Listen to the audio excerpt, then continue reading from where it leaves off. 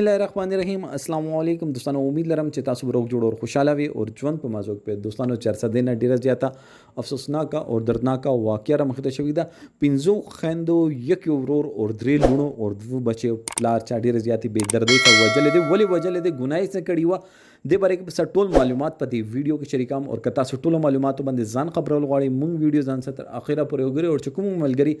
مونږ په چینل باندې نوی دي هغه د مونږ چینل مخه ځان سره سبسکرایب کی ټاله نشان دی تاکي مونږ راتلونکي معلوماتي ویډیو هغه ته په اسانه سره ملاوي شي دوستانو دا واقعیا د چرسدي دا چې پنځو خويندو یک یو ورور اور درې لونو پلار چا ډېرې زیاتې بے دردی سره قتل کړي دي کسان نامعلومه دي پړانګو سره نږدې د الله کې وشته دي قتلان اعلان نه دي معلوم شوی ډي پی او ته تسلی ورکړي دا خو چې کومه متلقه تانه د اغا وسه تعاون نه کوي پلار یې چې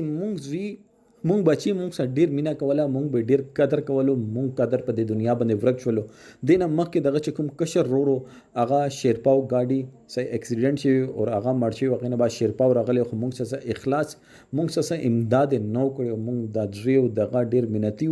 خپل حق حلاله مزدوري به کوله چا سه جنگ جګړه نه دی کړي خو پته نه کوم ظالم باندې دغه کومه خبره باده ولګدل چې دای وښتلو او ډېر زیاتې بے دردی سه قتل کړو وای چې ډي پی او مونږ ته تسلی راکړی دا سی سی پی او مونږ ته تسلی راکړی دا اس پی مونږ ته تسلی راکړی دا چې کوم اس ایچ او دا هغه مونږ سره تعاون نه کوي او مونږ اوله نه ډېر زیات غمجن یو مونږ سره څوک امداد ولا کاست نشته دا ټول وړه یو زه هغه پلار یم ما ته درې هارت اٹیک راغلی د مور د دوازله دی باندې د فلج اٹیک راغلی دی خو مونږ زوی مونږ چې ته غورځولی نو خو نن مونږ قادر دی دنیا نه لاړل اوس به مونږ امداد بسو کوي مونږ مدد بسو کوي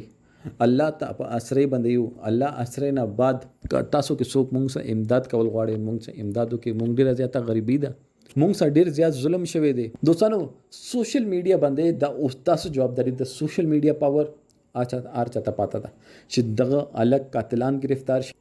دوی سره اخلاص وکړي چې څومره تاسو اوسه اخلاص کول روز قیامت الله پاک بو تاسو ته د اجر ورکړي انسان اجر نشي ورکول الله پاک ورکول شي الله پاک څه چیز کمنه ده که تاسو 100 روپے امداد وسکوي نه الله پاک به تاسو باندې اغینه ډبل تاسو آمدنی کې به اضافه وکي دوستانو مونږ چې کوم معاشره کې اوسېګو ما ته داسې لګي چې د ځنګل ده او دلته د ځنګل قانون ده ولې دلته غریب ده هغه تباده دی باره کې دوستانو تاسو سره دا کمنټ سیکشن کې خپل رائے سره ضرور وکړئ والسلام